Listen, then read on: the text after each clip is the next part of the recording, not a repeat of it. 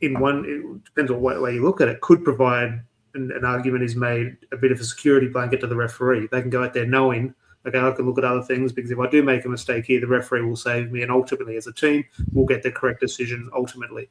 But then you also look at it from the other point of view, where the referee will be watching something, going, "God, is that a mistake or not? I'm going to humiliate in front of sort of millions of people that I've missed this, but I'm going to be corrected in front of everyone." So that adds a pressure in regards to how did you miss that before.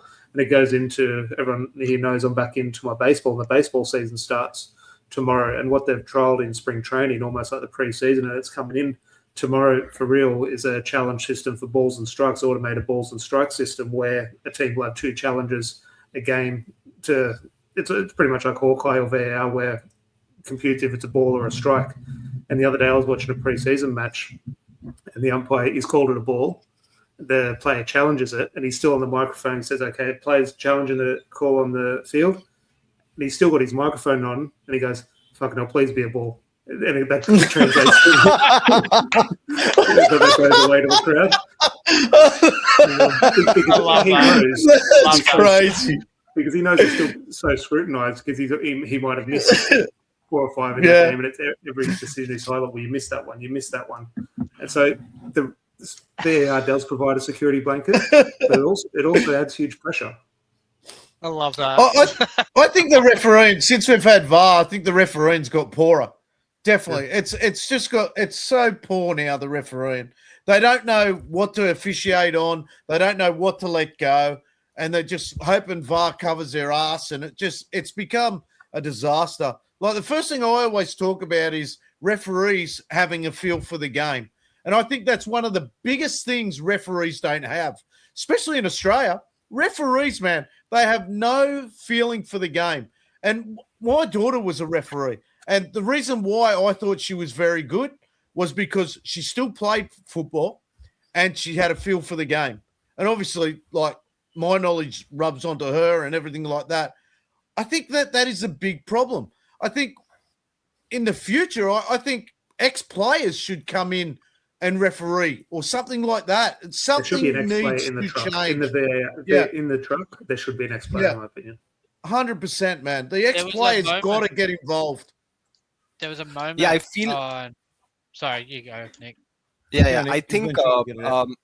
No. Most of the points were covered by Tom and Jordan. But coming back to the VAR, I don't think so. Because of VAR, this refereeing issue is coming into the picture. It is just because the education that these guys are lacking.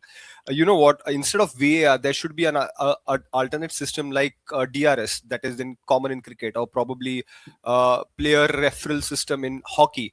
Like, each team gets 3 reviews to be taken. If they feel like, say, for example, especially consider the fact that we had that Amad Diallo thing, and then that turning out to be the goal for Bournemouth. If at all, once the ball gets stopped there, United should have this kind of what I can say, an exception to take a call where the team is reviewing that decision. And if the decision falls into that in their favor, then the goal should be disallowed and the penalty should have been given. So something like that. Look, I agree. I'm all for discussion like that and finding the way, as said, baseball sort of bringing it as well. But let's say, okay, let's review the Ahmad decision. Okay, Manchester United have that challenge. We review it. It's still the referees making the decision. They're still looking at it and saying no. Yeah, but that's what I said. At this point, I said that education is pretty much important. Like, referees should be given education. Players to get a decision, to get 3 decisions or something like that. I wouldn't want it. Like an appeal. The game is slow enough as it is. Imagine Arsenal getting 3 challenges. They take long enough taking a corner or just knocking it around just so people can just bludge on things. You imagine that? Like, we have not, since the World Cup, the last World Cup, we had a World Cup where we had 12 minutes injury time, 15 minutes injury time. Mate, United at half-time, it was bad enough we had 9 minutes. There's no way in the world I'd ever agree to. The game's slow enough. If you watch Gary Neville's last one with the boys, Wayne Rooney's going, the game's been ruined by too many rules. And I totally agree. There's too many rules coming across the game these days. What was he saying? There's no Just flow let to any two game. teams go out there and play against each other and just see who fucking wins. Yeah, there's no flow to any game anymore. There's just stop, start, this decision. Anything that's in the box, like the push and the shoving. You got goalkeepers trying to bludge referees for a free kick if there's a push on him. I still remember David De Gea tried that once, and they gave the goal. You know what I mean? It was the shittest dive I've ever seen from a goalkeeper. You can't keep slowing down this game. If you look at that, and on that point, Adam, and what Jordan mentions there in regards to Wayne Rooney's, when Wayne Rooney was talking about it, all of us here have agreed we're talking about there's too many rules, it's slowing down the game. I actually don't think there's been too many more rules introduced. It's the way the rules are being managed. But it's still the same game. It's just the way that it feels like there's more rules. It's still the same game. Okay, maybe also one or two specifics have changed, obviously. But, I don't know. Look, Nick has said it there in regards to education. Adam said in regards to ex-players. Look, we all have the answer. Who knows what's going to happen? We're all going to be proven right and wrong in some elements of it. But ultimately, it's just frustrating. When the technology is there and you're consistently seeing inconsistency, it's just... Yeah. Then there's no point of having the technology. Then I feel there's no point. Yeah, exactly. That's my point. I was about to say that, Nick. They only need two things in football, and it's just automated offsides. Should be as simple as that. Should be done like that. And goal line technology. The rest, get rid of it. Since the goal line technology has come in, I think there's only been one. It was the first game post-COVID. I think there was an issue with the technology, and actually, it ultimately proved very costly. It sort of resulted potentially in a relegation. I think it was for Sheffield United. Other than that, goal line technology has been, whether we agree, it's been perfect straight away. Hasn't slowed the game down. If anything, it's probably sped it up. There was a moment on the weekend I went to Sydney FC versus Newcastle, right? And not to talk about the A-League on here again, but Sydney FC had a penalty awarded, and it took them 7 minutes. I was sitting in the crowd, 7 minutes to figure out it was offside. Yeah. No one checked it for offside until the very last thing, and they go, "Oh, it was actually offside." 7 minutes. Yeah. It's crazy. The players were fucking nearly going for runs on the sideline to keep warm. I got Josh on here. You're talking about the automated offside. So he was saying, is it the Bundesliga that's got the automated offside? I've never seen that. How's that work? The automated offside. What is it? Got a camera? The Premier League has access to it. The Premier League can use it. They've just some legal agreement or some licensing agreement They've got the semi-automated. They've chosen not to use it. The Bundesliga are testing it. Like it's not. From what I've seen in the Bundesliga, though, it's like instant. Like, instantly he's offside. Like, it's like a link to the watch and the referee goes, okay, he's offside. They pull it up and it's just a straight line. With offside as well, though, it becomes such a... And again, it's a wider debate. I will sort of revert it back to Manchester United soon, but okay, well, we're talking about that happening and, okay, team Manchester United playing Tottenham. Is that going to affect Tottenham going down into the Championship? What about the team in the Championship who their ground doesn't have access to that technology? Their game is just as important in regards to being promoted to the Premier League. And I just think, and look, man, the FA Cup has that issue with goal line technology in some grounds as well. So it's always going to be an issue which you're never really going to completely solve.